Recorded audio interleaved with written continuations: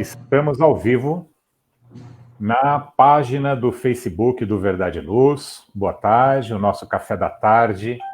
Já estamos na 12ª edição do Café da Tarde. Hoje trazendo as duas amigas, Cláudia e Silvia. Muito bem-vindas. Olá, boa tarde, Sérgio.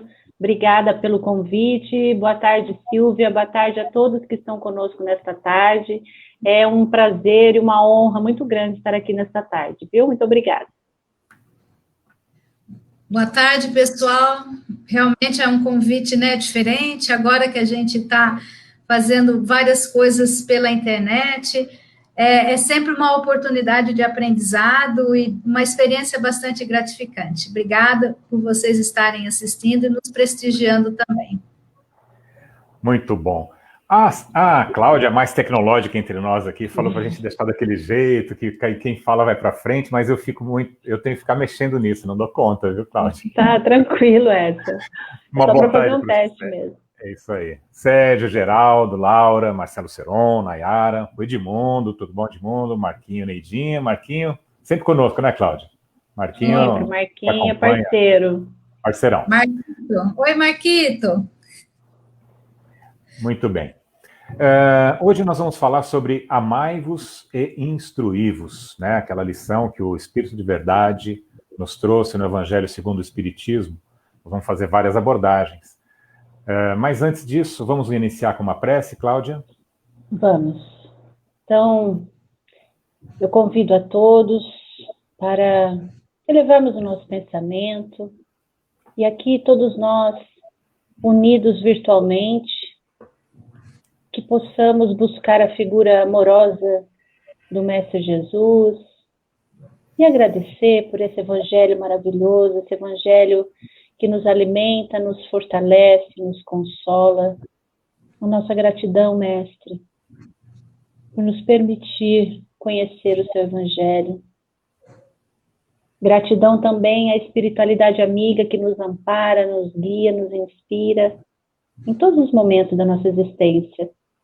Não podemos esquecer também da gratidão aos nossos anjos da guarda, que velam por nós, que nos auxiliam, mesmo sabendo das nossas imperfeições, das nossas dificuldades. E a Deus, nosso Pai amado, que nos concedeu essa oportunidade de estarmos aqui, nesta tarde. Que possamos, juntos, estudarmos essa doutrina maravilhosa, essa doutrina trazida pelos Espíritos, que nos esclarece, nos instrui e nos faz ser mais amáveis. Que Jesus fortaleça a todos nós nesta tarde. Que assim seja. Que assim seja. E aproveitando aí esse ensejo das gratidões, né? Minha profunda gratidão para você, Cláudia, Silvia, por terem aceito o nosso convite, tá? E podemos começar. Bom, tem mais gente entrando aqui. A Vânia, oi Vaninha, a Leila, Conceição, Sol. Boa tarde a todos, viu? Muito bem. Eu acho que a gente pode, para dar o tom da nossa conversa, trazer já o início do capítulo 4 do livro Pensamento e Vida. Eu sempre falo desse... Acho que muitas das lives, quem me acompanha, eu trago sempre o Pensamento e Vida, até para poder, sei lá, instigá-los à leitura desse livro. Não é um livro muito grande, ele é fininho, mas ele é de um conteúdo imenso. Lá no seu prefácio, Emmanuel diz assim: perguntou meu coração amigo se tínhamos algum curso para a encarnação dos espíritos, né? Lá na erraticidade, se a gente preparava os espíritos para a encarnação. E aí ele se lembra desse curso, que era uma espécie de uma apostila dada verbalmente, num curso lá na erraticidade, ensinando os espíritos a como viver aqui na Terra. Esse é o livro Pensamento e Vida. E no capítulo 4, que chama-se exatamente Instrução, começa assim: já se disse que 2 asas conduzirão o espírito humano à presença de Deus. Uma chama-se amor, a outra sabedoria. Pelo amor, que acima de tudo é serviço aos semelhantes, ou seja, é a caridade, né? O amor em movimento, o amor é serviço aos semelhantes, a criatura se ilumina e a formoseia por dentro, emitindo em favor dos outros o reflexo de suas próprias virtudes. E pela sabedoria, que começa na aquisição do conhecimento, recolhe a influência dos vanguardeiros do progresso, que lhe comunicam os reflexos da própria grandeza, impelindo-o para o alto. E é interessante, viu, Cláudia, Silvia e aos nossos ouvintes, que esse capítulo vem imediatamente depois do cooperação. O capítulo 3 é cooperação. E aqui a gente diz que a instrução vem pelos espíritos vanguardeiros, aqueles que nos antecederam, os nossos irmãos mais velhos, que já estão mais iluminados, e vêm trazer luz para nós, e que, por nossa vez, devemos levar a nossa luz, né, adquirida, para aqueles que não têm ainda. Esse é o tom, e aí começamos por quem? Cláudia, Silvia, quem gostaria de... A Silvia dá a entrada, Silvia, a introdução para a gente? Sim, por favor. Bom, sim. O que eu teria para dizer, né, do amai-vos e instruí-vos, eu acho muito importante a aquisição de conhecimento, no meu modo de entender, e na minha experiência pessoal e vendo algumas outras pessoas, é através do conhecimento que a gente consegue até avaliar melhor o nível, a qualidade dos nossos sentimentos. E a partir daí, com esse conhecimento de causa até, nós trabalharmos esse amai-vos.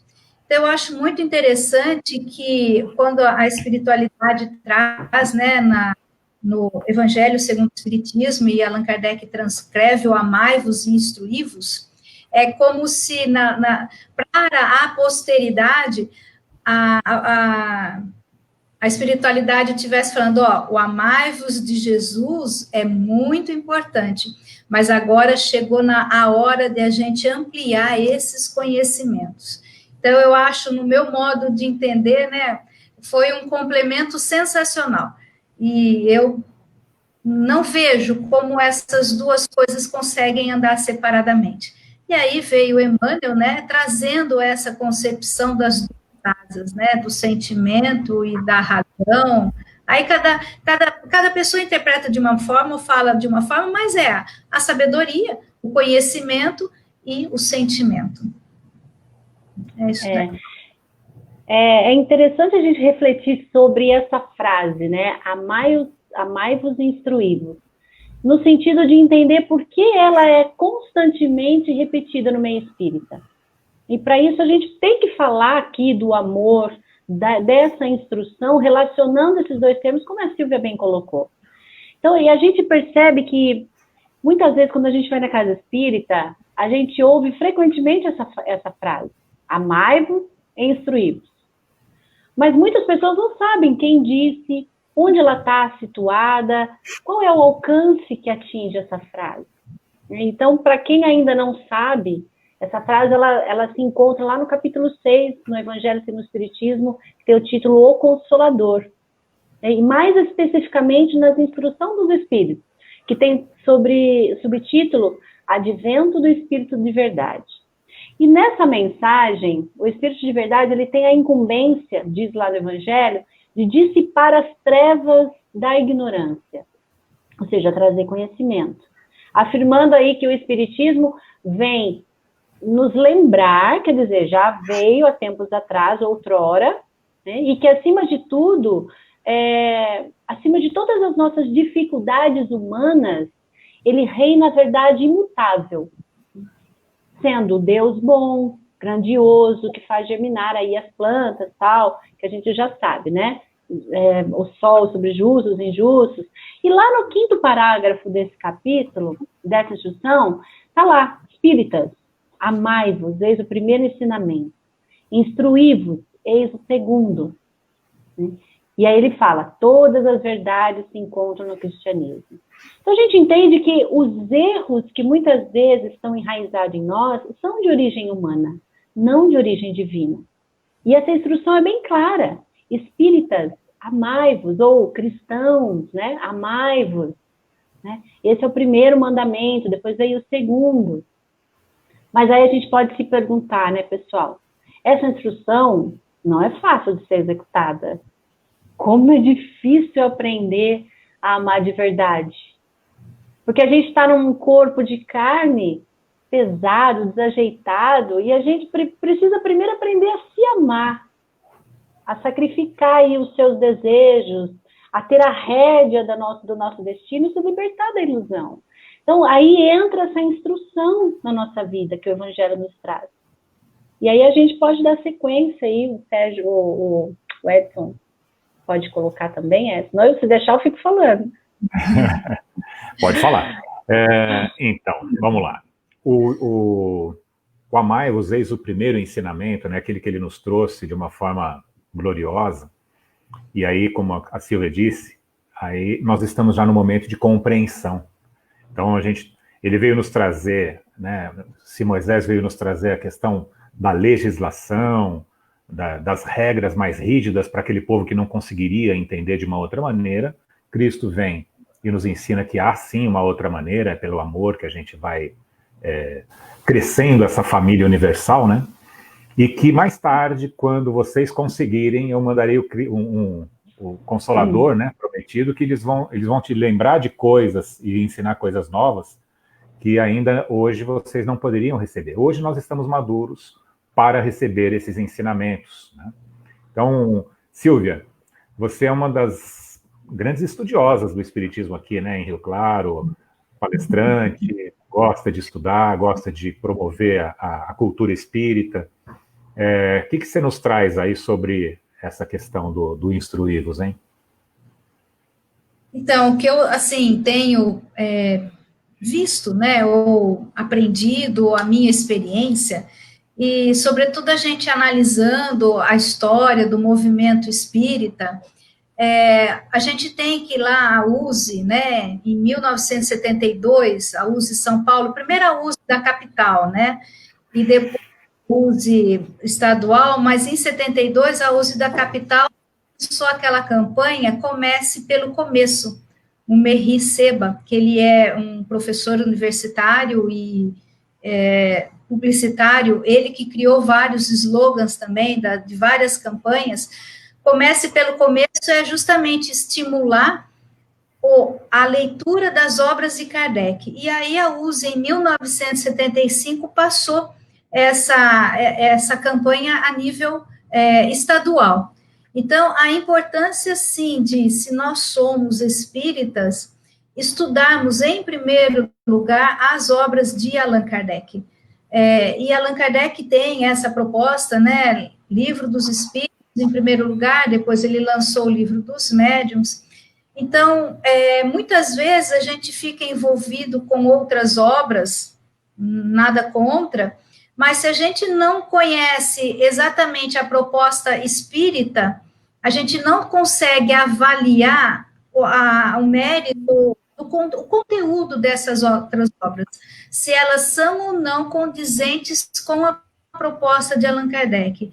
Então, eu entendo assim, que se a gente não estudar Kardec, não tem como efetivamente nós falarmos que somos espíritas, porque a gente não conhece a base. Isso seria uma questão, Kardec. A outra questão é justamente uma coisa que muitas vezes a gente não faz, estudar o Evangelho. Às vezes o espírita estuda o Evangelho segundo o Espiritismo, achando que ele está esgotando o assunto. E Allan Kardec traz ali, que ele, no Evangelho segundo o Espiritismo, ele está trazendo o aspecto moral dos ensinamentos de Jesus. Então, também estudar Jesus, pegar o Evangelho, Mateus, Marcos, Lucas e João, e estudá-lo. Buscar fontes, e na literatura espírita tem bastante coisa, Emmanuel é um exegeta, né? Aprofundar aquelas falas, aqueles conteúdos, aquelas passagens, o que elas significam, o que elas representam. Federação Espírita Brasileira, ela tem um material bastante bom, excelente nesse sentido. Então, material para nós estudarmos, conhecermos Jesus e Kardec, que é a proposta da orientação, né, doutrinária e moral da Federação Espírita Brasileira, se nós não estudarmos isso com mais afinco, mais aprofundadamente, o nosso conhecimento sobre o Espiritismo, eu acho que ele fica meio prejudicado. meu modo. Cláudia, tem alguma coisa para nos trazer? Trazendo novamente aqui, voltando para o tema, né, amai-vos e instruí-vos, nós sabemos que o amor, ele é a máxima expressão da vida. E sabemos também que o amor é a força de Deus que equilibra todo o universo e todos os seres. É o fruto da nossa conquista espiritual. E o espírito, ele evolui, e hoje, nos nossos dias, ninguém mais contesta sobre essa evolução, a lei da evolução, né? E o melhor conceito de amor nós encontramos também nas palavras de Emmanuel, que ele fala que o amor é o laço de luz eterna que une todos os mundos e todos os seres da imensidade. Que sem ele, o amor, a própria criação infinita não tem razão de ser, porque Deus é a sua expressão suprema. Mas aí a gente pode se questionar, né? Mas amor, o que é amor? É uma palavra tão significado tão múltiplo, né? E aí vale a gente lembrar que lá na Bíblia, existe 3 palavras utilizadas para designar esse amor. Existe o amor eros, existe o amor filia e o amor ágape, né? E aí o eros, a gente sabe, é aquele amor apaixonado, na sua forma mais sexual, mais carne, mais matéria, é a busca do prazer, da satisfação, né, da valorização do corpo. O amor filia é o amor de amizade, é o amor que não monopoliza, não escraviza, não cria dependentes, é um amor que vive de alegria, de se comunicar com as pessoas. E o terceiro tipo de amor é o ágape, é esse que está ligado aí à questão da afeição, da caridade, sendo o tipo de amor mais presente nos textos bíblicos. Para ter aquela afeição, o respeito, a simpatia, a admiração por Deus, né, que está lá na 1 Coríntios, versículo 13, né, a passagem de Paulo de Tarso, né, que é uma passagem magistral, que ele fala, né, fora da caridade não há salvação. É uma instrução minuciosa, mas ela não é cansativa, dessa de que Kardec traz, né, espíritas, amai-vos. Então eu vejo que lá no Livro dos Espíritos tem uma questão, a questão 685, que fala, né, que desse ensinamento, que muitas vezes o forte, lá na resposta, o forte deve trabalhar para o fraco. Não tendo esse fraco aí uma família, a sociedade dele deve fazer as vezes dessa. Então essa entra aí na lei de caridade, na lei de amor. Eu vejo um pouco que, quando fala aí espíritas amai-vos, traz essa conotação para nós, de realmente todos serem uma família para nós, né? Aqui fala, esse que eu coloquei aí, o forte deve trabalhar, fala muito da lei do trabalho, mas eu vejo que encaixa bem aqui. E sobre a instrução de que a Silvia falou, que realmente é muito importante estudar os evangelhos, não só o evangelho segundo o Espiritismo, né, Silvia, mas a gente vê que é muito pouco estudado. Temos aí o NEP que faz esse trabalho. O Edson já participou do NEP, nós estamos aí com uma ideia de trazermos o NEP para Rio Claro em algum momento, né, Edson? Opa. Mas o NEP, ele estuda aí, ele estuda o miudinho lá do Evangelho. Né? Sob a luz do Espiritismo, né? Sobre a luz do Espiritismo, claro. Então, a gente vê que é isso que falta um pouco nessa parte do instruir. Então, muito a gente bem. Tem que ter esse trabalho, né? E Kardec, lá na 685 ainda, Kardec pergunta, né?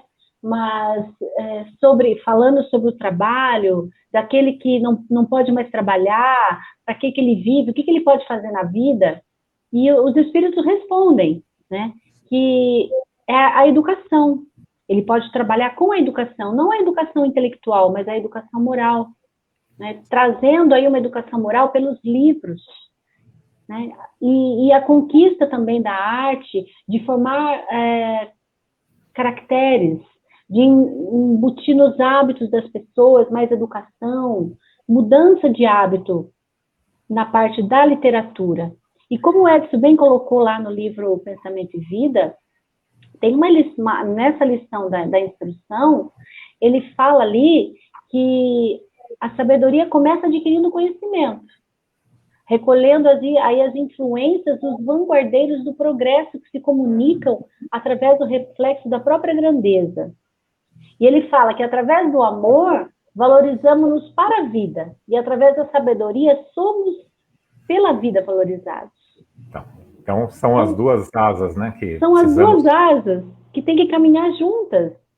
E aí, trazendo para Kardec, Kardec pergunta, né? O progresso moral acompanha sempre o progresso intelectual? E os espíritos respondem que decorre desses dois, mas nem sempre eles seguem juntos. Ou seja, a gente conhece muitas pessoas que são letradas, que têm faculdades, que têm doutorados, MBA da vida, mas tem o intelecto evoluído, mas não tem a moral evoluída. Então a gente vê que aí falta esse amor. E aí o Emmanuel, né, como sempre nos traz aí ilustrações maravilhosas, ele faz aquela comparação, né, que o amor sem a sabedoria é aquele que está no deserto, que até dá um copo como que era ali, ele não... Vou trazer aqui, peraí. Peraí que eu abro aqui também. A bondade que ignora é assim como o poço amigo, em plena sombra, a descedentário viajor sem ensinar-lhe o caminho, né? Então, o cara está no deserto caminhando, o amor sem o conhecimento, a bondade que ignora, é aquele poço que ele tira a sede, mas não ensina o caminho. Depois ele vai acabar se perdendo no deserto e vai acabar morrendo de sede. E a inteligência que não ama pode ser comparada ao valioso poste de aviso, que traça para ele o uniforme do rumo certo, mas não mata a sede dele. Então, por isso a necessidade das duas situações, né? O amor e o conhecimento. Eu gostaria de colocar posso colocar mais um pouquinho desse livro? É interessante que nessa lição, gente, tem Emmanuel nos diz algo muito interessante, que muitas vezes nós não damos conta da importância de um livro nobre que edifica. Diz ele que os livros nobres, edificantes, é um vigoroso ímã de força ativa. É um dínamo, como o Edson já disse no começo, né? É um dínamo de energia criadora onde estão os serviços de telementação. E o que são telementação? São aquelas conexões à distância, mente a mente, Wi-Fi, né? Para a gente entender melhor. Então, ele diz lá que são serviços de telementação, onde incorporamos as ideias dos espíritos superiores que passam por nós há séculos, através das imensas distâncias do tempo e do espaço. Então, nós temos ali nas obras de Kardec, espíritos que nos trazem reflexões, nos orientando a conduta para a construção do reino de Deus dentro de nós, né? E quando nós lemos essas obras, diz aí Emmanuel, pelo que eu entendi, nós nos conectamos às mentes desses que participaram dessa elaboração. Né? Quando nós nos debruçamos realmente a estudar essas obras, nós nos conectamos com o autor, nós dialogamos diretamente com eles, elevando aí o nosso pensamento. Eu gostaria de falar sobre isso daí, mas exatamente isso que você falou de trazer o autor, mas não vamos deixar a Silvia muito tempo quietinha não, coitada. Tá, fala aí, Silvia, depois eu coloco, dou continuidade. Não, isso que a Cláudia estava comentando, me passou algo pela cabeça, pessoal, nunca tinha me passado, me passou agora, então me desculpa se eu falar alguma besteira. A gente sabe que o amor, muitas vezes a gente pensa no amor como sentimento, mas o amor é, acima de tudo, atitude, né?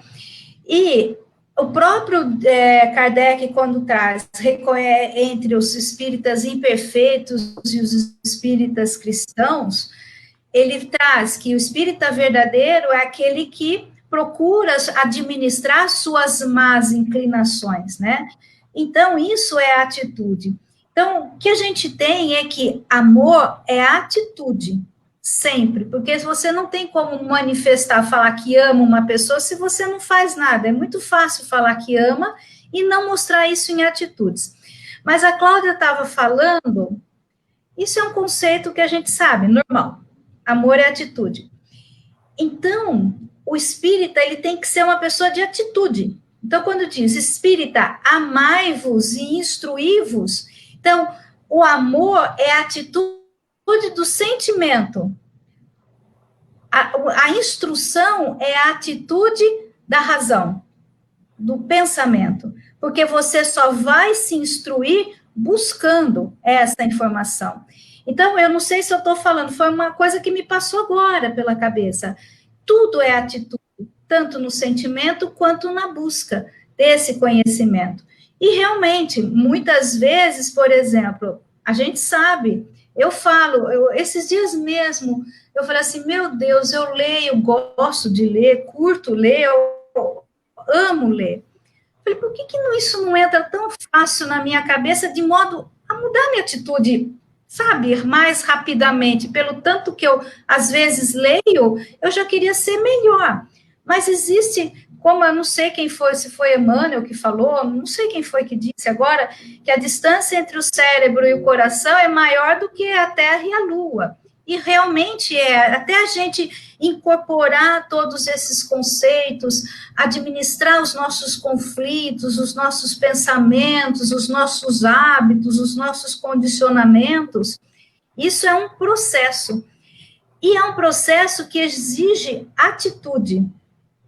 E a gente efetivamente só se conhece agindo, fazendo, convivendo. Então, você estando no meio, ali você consegue avaliar se você já conquistou uma virtude, se você se sente bem com determinada pessoa, se aquela pessoa que você não gosta, ou não tem tanta afinidade, mas qual o sentimento que você tem em relação a ela.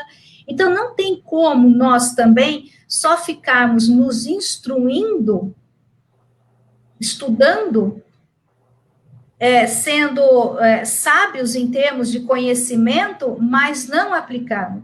Porque uma das definições que eu li de sabedoria é o amor, é a justiça com sentimento. A sabedoria também, uma das definições. Então, essa busca de conhecimento não é só para mostrar para os outros que eu sei qual questão Kardec falou e qual versículo da Bíblia ou do Novo Testamento se encontra tal coisa. Mas, o que eu pego disso daí, o que eu faço para mim, para o meu crescimento, para a minha satisfação, para a minha autoestima, o que eu aplico para mim. E, lógico, quando a gente consegue aplicar em nós, ou avaliar o nosso íntimo, fazer esse processo de autoconhecimento, que foi a proposta de Santo Agostinho, né, no Livro dos Espíritos, a gente realmente consegue colocar esse conhecimento primeiro em nós, para que ele possa se expressar num comportamento mais equilibrado, mais amoroso, mais ético. Ou se a gente ainda não conquistou esse nível, mas fazendo que a gente também vai aprendendo, né? Gentileza gera gentileza. Quanto mais a gente exercita a gentileza, mais a gente aprende como é que faz, mais vai dando certo.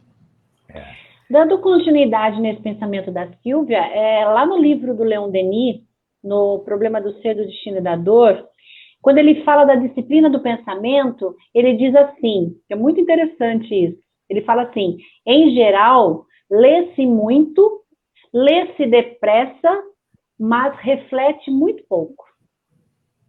E hoje, cada vez mais, infelizmente... Oi? Sim.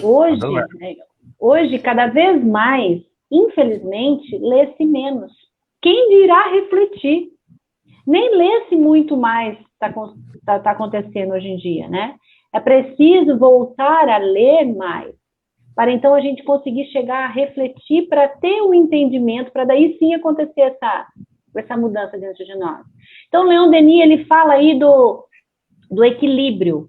É preciso ler, é fundamental ler. Tá certinha, Silvia, continua lendo. Mas também não outro excesso, porque muitas vezes nós lemos para acumular a quantia de livros, né? Como ele diz, lê-se muito, lê-se depressa e reflete pouco. E aí eu peguei uma frasezinha de Rui Barbosa, num discurso Cláudia, dele... só um minutinho, antes de você falar do Rui Barbosa. O que você entende desse reflete pouco? Porque ela tem, pelo menos, 2 conceitos de reflexão aí.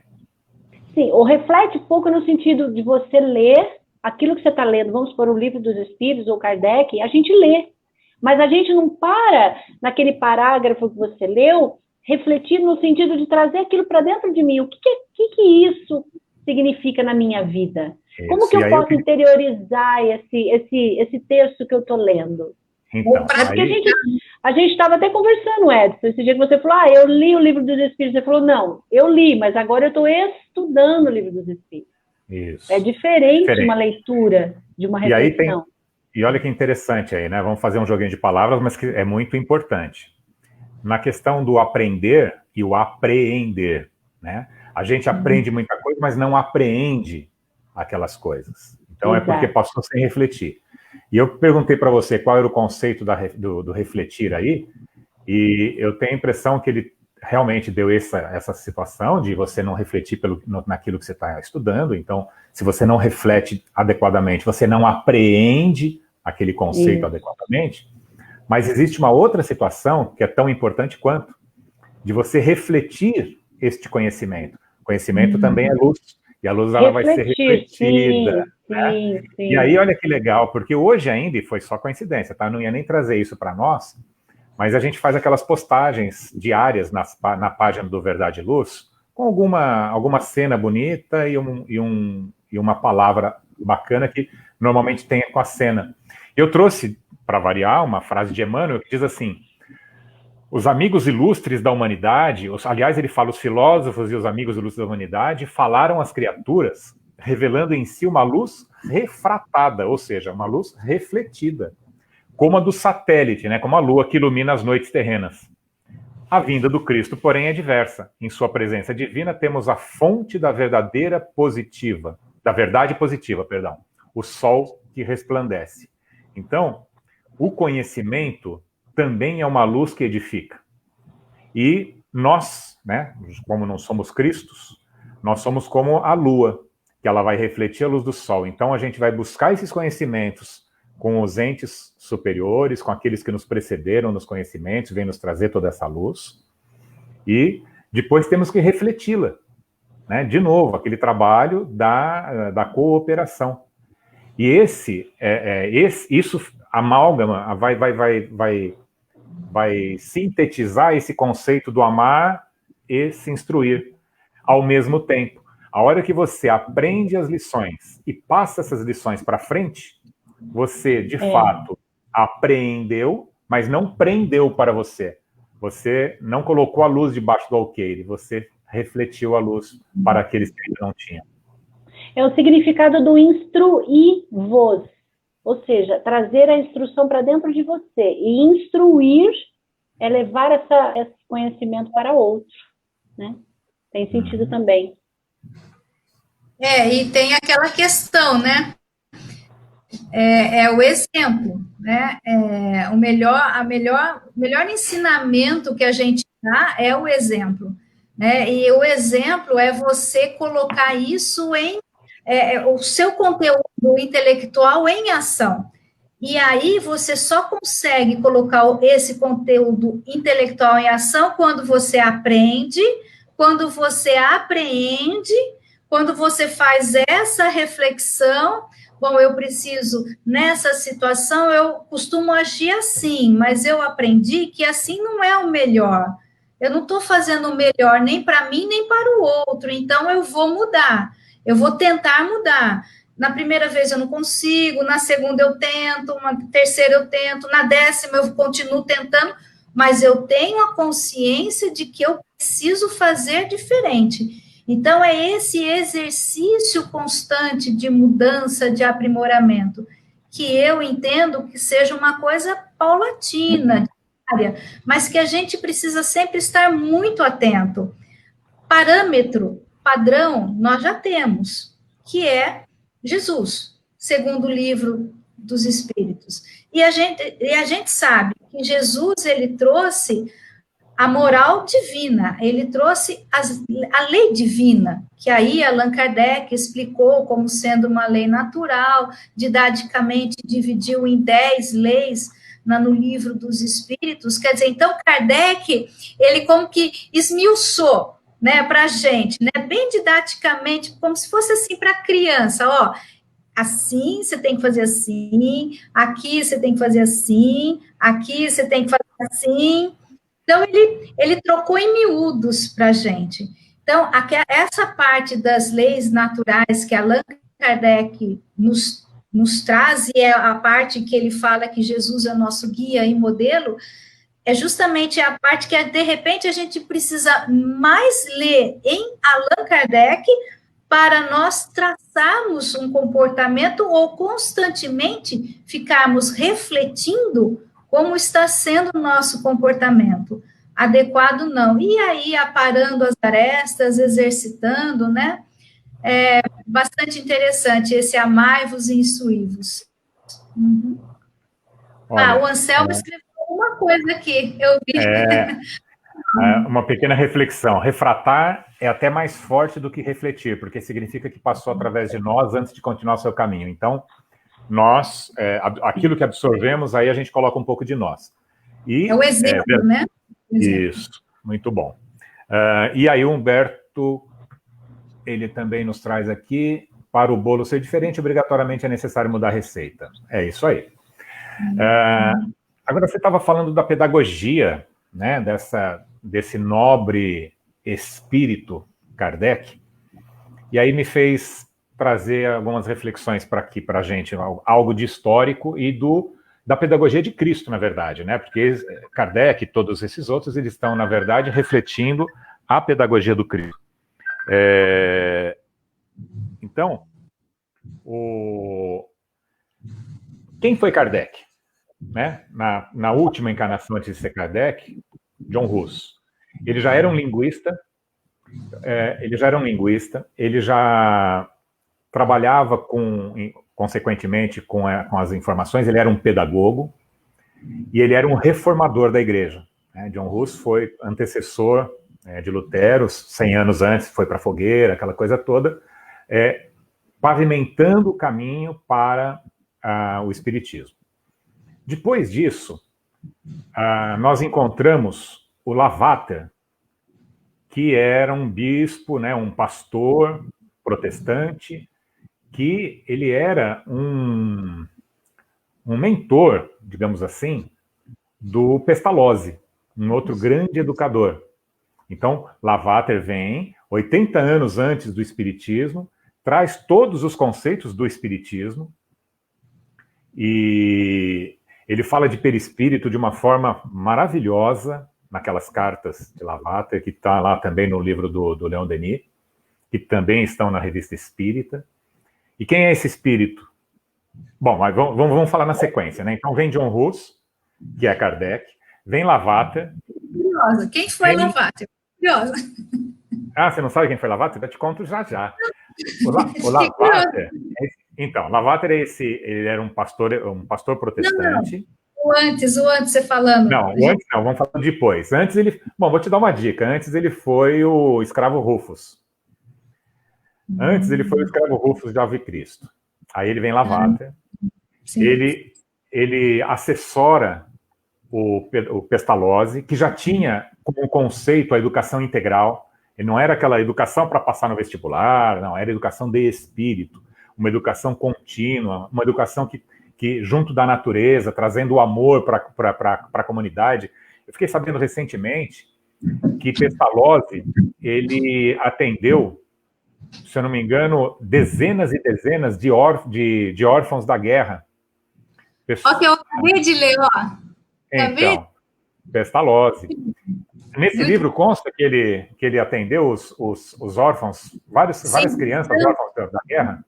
Isso, esse daqui é do Walter de Oliveira Alves, daqui de Araras, né?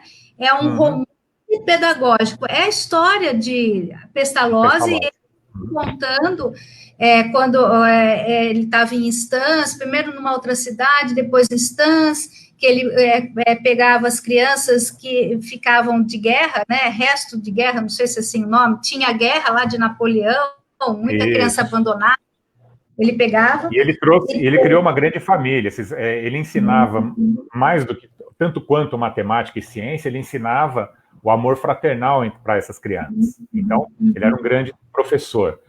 Ele vem e influencia, ele é o professor de Kardec, né? Então, assim, Kardec também, olha como vai tendo o encadeamento. E depois, aquele Lavater encarna aqui no Brasil, Silvia, como Eurípides Barçanufo, outro grande pedagogo. Sim. Então, ó, eu falei agora com vocês e arrepiei, porque é uma coisa maravilhosa, e é a instrução efetiva, a instrução mental com a instrução do coração. Então, é tudo muito bonito isso daí. Sim. Cláudia? Oi? Nós te cortamos, vamos ver o assunto onde você estava. Não, imagina, tranquilo. Estamos falando de instrução, estamos falando do que cabe aqui. Eu estava colocando aquela hora a gente estava falando sobre a leitura, né, que não basta somente ler, que a gente tem que compreender. E esse textinho que eu peguei de Rui Barbosa, que eu achei interessante, um discurso que ele fez numa turma de formandos, ele fala assim, que vulgar é o ler, raro o refletir. Diz ele porque o saber não se trata de ciência alheia que absorve, mas principalmente das ideias próprias que se geram do conhecimento absorvido, pela transmutação, porque passam o espírito que assimila. Quer dizer, ele está dizendo aí que um sabedor, diz ele, não é um armário armazenado de conhecimento, mas sim um transformador... Papagaio, né? Não é. É um transformador reflexivo de aquisições ingeridas, ou seja, é como que o conhecimento que chega de um livro fosse um pão, fosse um alimento que a gente come. Mas quando a gente come um pão, ele só passa a ser digerido ele só passa a ser absorvido quando digerido. E isso acontece também através do livro, né? Ele só passa a ser digerido quando for absorvido. Então, quando o livro chega até nós lemos, refletimos, fazemos uma análise, e aos poucos ele vai sendo digerido e vai se incorporando no nosso ser. Né? Quando nós crescemos para o Evangelho, as suas lições também crescem em nós. Esse é o livro que edifica, livro nobre, as obras básicas de Kardec, todas essas obras similares, né, são instrumentos primordial para nós instruirmos. Mas aí muita gente vira e fala assim para nós, eu não tenho tempo para ler, minha vida é uma loucura, né? Mas a gente tem tempo para outros prazeres, não tem? Para conversações, para rodinhas de bate-papo, para ficar no WhatsApp. Por que muitas vezes a gente tem pessoas que têm o hábito de ir ao banheiro, leva o celular. Por que não leva um livro? Não é? Olha, a Vânia trouxe aqui para a nossa reflexão um negócio muito interessante. Eu vou até pôr no ar aqui e ler. O mestre foi o grande semeador, favorecendo a todos. Todas as ideias são sementes que podem germinar, desde que se encontre terra que as assimile. Temos que combater o egoísmo e o orgulho, despertando em nossos corações o puro amor. E aí veio para mim a imagem se queremos aprender, se queremos nos encher de Cristo, devemos nos limpar, né? Limpar o vaso do nosso egoísmo para caber Cristo em nós, né? Então, todo esse conhecimento divino, se a gente ainda tiver com muito egoísmo, muito orgulho, e, por exemplo, né, a gente estava falando sobre a instrução. Uma instrução com orgulho, nossa, nós vamos ficar horríveis, né? Só vai estimular ainda mais o nosso orgulho. Não é totalmente perdido, porque todas as nossas aquisições são nossas e a gente pode usar melhor no futuro. Então, aquele orgulhoso, cheio de conhecimento nessa vida, ele vem numa outra, talvez até numa situação mental um pouco mais precária, tal, mas para trabalhar mais o amor. E aí a conquista dele não vai ter sido em vão, né? Numa terceira lá para frente, numa 15ª, ele vai conseguir conciliar essas duas situações. Mas precisamos nos esvaziar, sim, do orgulho, da vaidade, para nos preenchermos do conhecimento. E aí, eu acho que foi a Silvia que falou da distância, não sei se foi a Silvia Cláudia, a distância do coração e da mente, né? Eu já tinha visto isso em algum lugar, e para mim, eu acho que a iluminação, né, a chamada iluminação lá do budismo, por exemplo, a nossa purificação, passa por isso. É quando mente e coração fazem as pazes, as duas crescidas. porque as duas nascem pequenininhas, né? A gente vai desenvolvendo, e aí uma cresce antes da outra, sempre assim, elas não são dois alunos aí que não acompanham no mesmo nível essa pedagogia, mas aí quando elas fazem as pazes e caminham juntas, eu acho que aí ninguém mais segura. Aí nós estamos no trilho certo, no caminho do Cristo. Posso só comentar uma coisinha, Edson? Dessa só depois da Cláudia. Mas justamente, como é que a gente vai fazer o coração entrar, fazer as pazes com a razão? Através do autoconhecimento. Sim. Através desse processo que Allan Kardec trouxe na questão 900 e alguma coisa, justamente essa reflexão. E, por exemplo, Santo Agostinho, ele foi um filósofo da igreja, um dos pilares da igreja. E quando ele cita, ele fala um sábio da antiguidade, que foi Sócrates.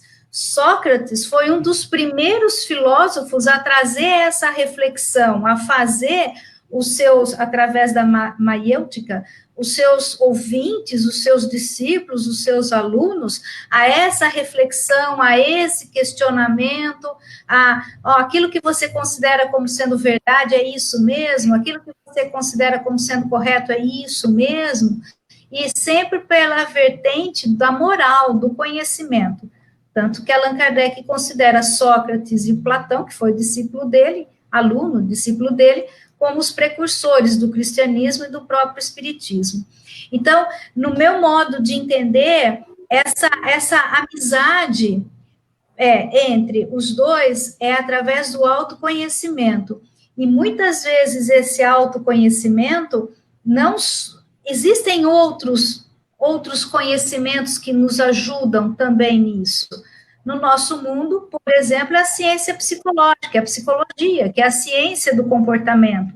Então, toda leitura que nos ajuda nesse processo de autocompreensão e mudança, ela é bem-vinda. Mas a Cláudia falou assim, eu não tenho tempo para ler, que muita gente fala. Assim, hoje, nós sabemos, nós temos uma enxurrada de informação. Então, no nosso trabalho, no celular, você está ali lendo, você está no Facebook, ou você está lendo isso, ou você está lendo aquilo. Quer dizer, hoje nós estamos constantemente em contato com algum tipo de informação. Só que eu comento com algumas pessoas. Por exemplo, você leva o seu dia, né? Vai tocando o seu dia, as suas responsabilidades, a sua atividade. A hora que você senta, você fala assim, agora vou ler Kardec. Não acontece, gente, porque a gente já está cansado, não adianta.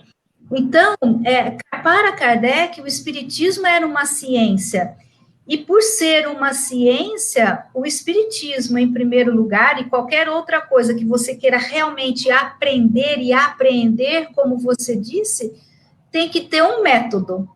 Você tem que, disciplinadamente, reservar um tempo do seu dia para aquele estudo.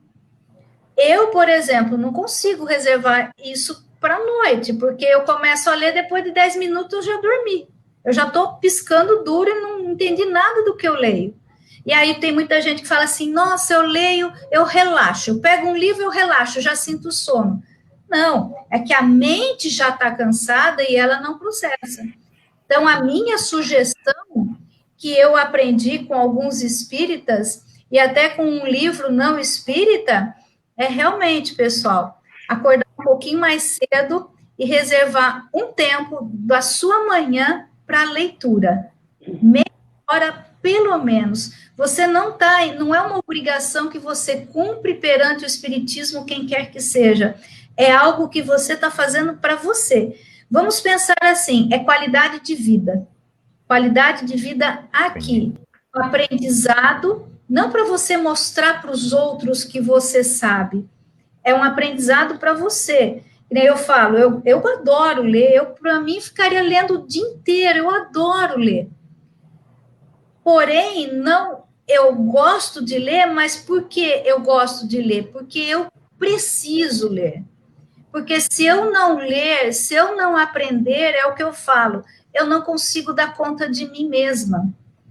Eu não vou conseguir, eu fico rodando em círculo, eu preciso andar mais rápido, eu preciso andar, eu falo assim, brincando, né, que nessa vida, pelo menos um pé da lama eu preciso tirar. O outro eu não sei se eu vou conseguir, mas pelo menos um tem que sair, um pé da lama tem que sair.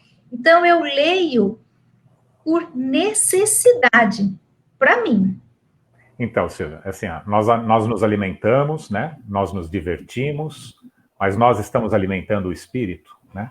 Se nós estamos aqui, por que estamos na Terra? Para a evolução.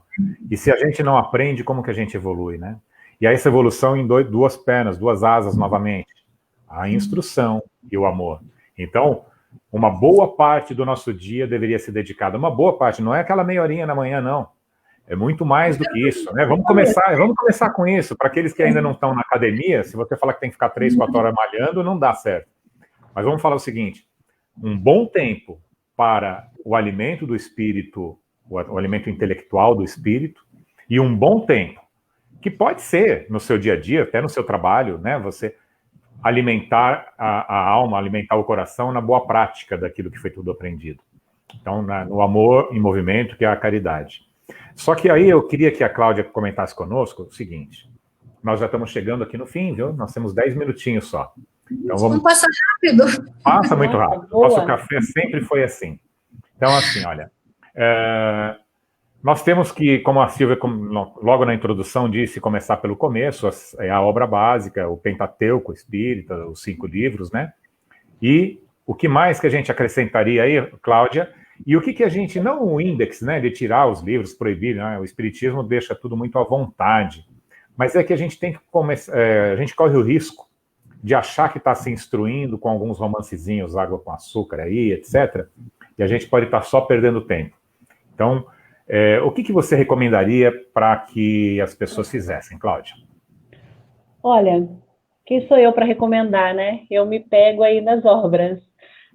André Luiz comenta muito bem sobre isso, que ele fala que nós devemos, como a Silvia bem colocou aí, que a gente tem que ter uma disciplina na nossa leitura. Nós devemos diariamente reservar alguns minutos à leitura de obras edificantes, diz André Luiz, esquecendo os livros de naturezas inferiores, referindo ele aqui, acima de tudo, por ser esse livro edificante, alimento da nossa própria alma. Aí a gente tem que se basear, diz ele, nas obras fundamentais da doutrina espírita, né? Trazendo luz para a nossa vida.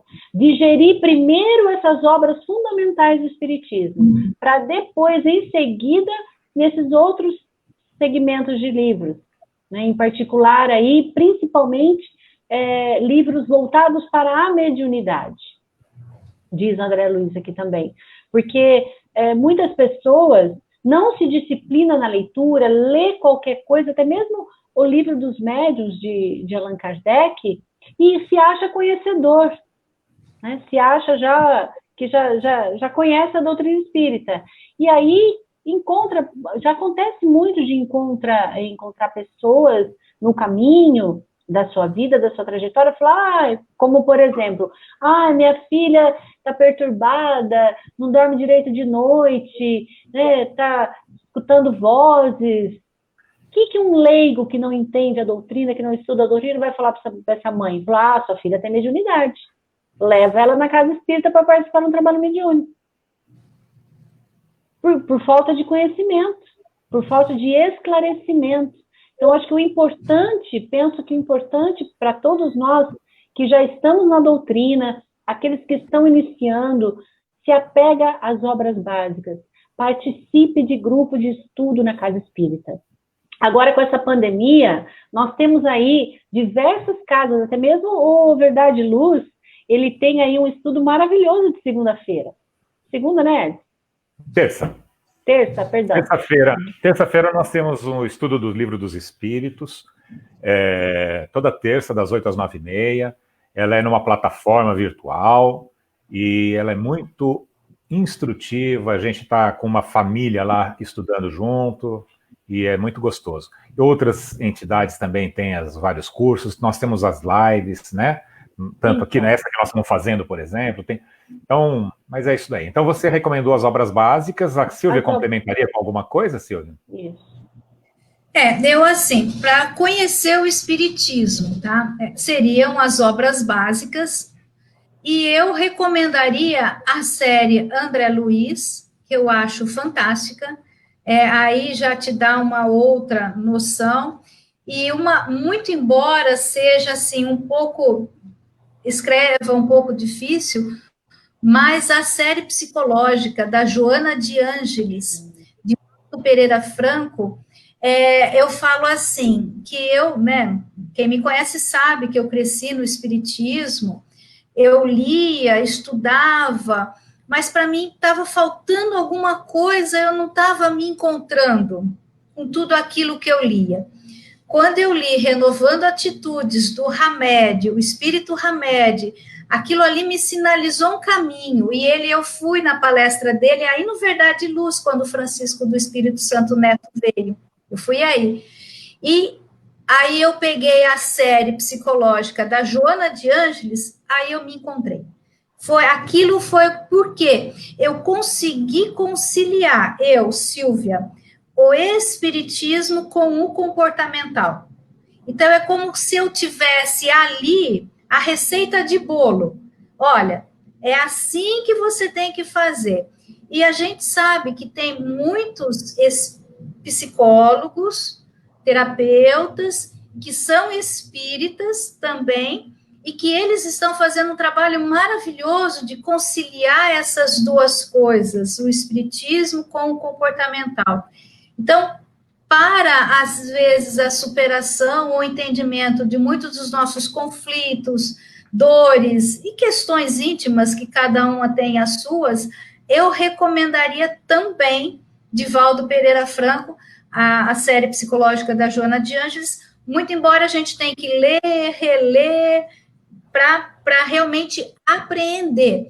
Mas como eu aprendi com o Rubem Alves, né, aquele que foi um escritor mineiro, né, teólogo, filósofo, também, ele falou assim, eu achei fantástico, o livro, ele tem que ser degustado. Como a Cláudia falou, não basta ler rápido, você tem que degustar o livro, né? Então, você lê e você volta, nossa, que legal, vou ler de novo, às vezes eu estou lendo, eu falo, turminha, presta atenção, vamos aprender todo mundo junto. Quando você fala legal. Essa turminha aí, é aquela multidão que vive em você? Tá, ou que vive a nuvem de testemunhas. No entorno, tá? Porque poderiam ser duas coisas, né? A multidão então, que é você e a multidão de testemunhas. É a minha turminha. Eu sei. Deixa eu falar uma coisa para vocês. Deixa eu falar agora para vocês, nós estamos encerrando já, mas não vai ser possível não fazer agora um depoimento pessoal. Quando você traz Rubem Alves, eu me lembro que há uns 20 anos mais ou menos, num domingo à tarde, eu li um dos livros do Rubem Alves, e ele diz assim, mais ou menos assim, quando um escritor lê, ele fez um paralelo com a comunhão, né, de Cristo, com a Igreja Católica, né? com a hóstia, né, com aquela coisa do... Ele fala assim, quando o escritor escreve um livro, ele põe um pouco da sua carne e do seu sangue no livro. E quando os escritores, os leitores o leem, eles bebem um pouco do seu sangue e comem um pouco da sua carne. E aí eu sentei e escrevi um texto lá, né? Uma pequena homenagem aos autores que me criaram. Quer dizer, eu me alimentei de um pedacinho de cada dos autores, né? Eu fui fazendo um trânsito nas minhas leituras desde a infância, foi muito gostoso. Depois eu vou mandar para vocês. Mas essa é uma situação. Foi Rubem Alves, você trouxe o Rubens aí, né? E a outra coisa que eu queria dizer olha, eu tenho o meu hábito de estudar de manhã, acordo bem cedo, estudo bastante, né? Procuro todos os dias fazer isso. À noite também procuro, dentro da limitação do sono. E quando eu estou um pouco cansado e eu não estou conseguindo mais a concentração na leitura, eu escuto as palestras. E com relação a Joana de Ângeles, eu queria trazer aqui para vocês que eu eu ia toda semana para São Paulo, né, antes da pandemia aí, às vezes mais de uma vez, e eu fiz o curso que foi dado pela Michele e pelo Alexandre, é um casal de psicólogos espíritas da AMERGES, Associação Médico Espírita do Rio Grande do Sul, e eles fazem a introdução ao estudo da psicologia de Joana de Ângeles. Foram 32 episódios de 50 minutos mais ou menos, que no trânsito, que eu estava indo para São Paulo e voltando, eu fui escutando esse curso, que me abriu um horizonte muito grande e que me facilitou a leitura dos livros depois, porque os conceitos foram dados por 2 psicólogos espíritas e foi muito legal. Então, recomendo para vocês. Quem quiser, depois eu mando o link aqui pelo nosso chat, tá bom? Nós estamos, infelizmente, no nosso horário. Então, as suas últimas palavras, por favor, Cláudia, depois a Silvia, e aí a gente encerra. Bom, minhas palavras são de agradecimento por esse momento, e lembrando sempre dessa frase, né? Do amai-vos e instruí-vos, porque o amor e a instrução são as 2 asas magníficas que vão nos ajudar a nos elevar deste mundo de expiações e provas para alcançarmos aí esferas mais elevadas. E toda vez que nós lemos o Evangelho, seja o Evangelho segundo o Espiritismo, seja o Evangelho de Marcos, João, seja qual for, nós nos conectamos através dessa imantação, nós nos conectamos com esses espíritos. Então vejam a maravilha que é o estudar, fazer essa leitura edificante. E sabemos também que essa leitura, ela é também uma medida profilática nas questões da saúde, que uma vez que o saber é a antessala do fazer. Então, essa é a minha dica, eu agradeço por essa oportunidade, muito obrigada, um abraço, um beijo a todos que estão nos acompanhando, um excelente final de semana a todos. Obrigada, Edson, por essa oportunidade. Silvia?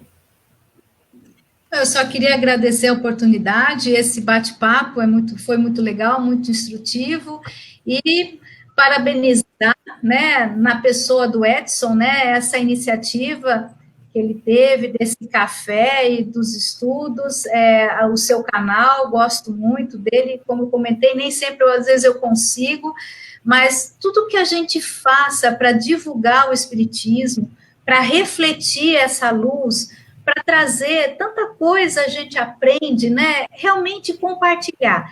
Esse compartilhar é um gesto de amor. E uma coisa assim, e quando a gente estuda, quando a gente aprende, a gente tem que entender também que a espiritualidade pode, muitas vezes, trazer espíritos para ficarem conosco, aprendendo junto com a gente. Então, muitas vezes, a nossa leitura, sem que a gente perceba, está ajudando outras pessoas também, no outro lado da vida. Então, é isso daí, pessoal. Obrigada pela oportunidade. Exatamente. As minhas últimas palavras vão ser as seguintes, buscando ainda aquele conhecimento do Rubem Alves, de que quando nós estamos lendo o livro, nós estamos absorvendo um pedaço do escritor, imagina o quanto que é saudável nós lermos um Emmanuel, um André Luiz e, por que não dizer, o Evangelho do Cristo. Então a gente entra naquela psicosfera, a gente se inunda de luz e aí a gente reflete essa luz divina. Uma boa noite para todos. Obrigado, Silvia, obrigado, Cláudia, e obrigado a todos que nos acompanham. Obrigada. Fiquemos todos com Deus. Boa noite. Muito obrigada.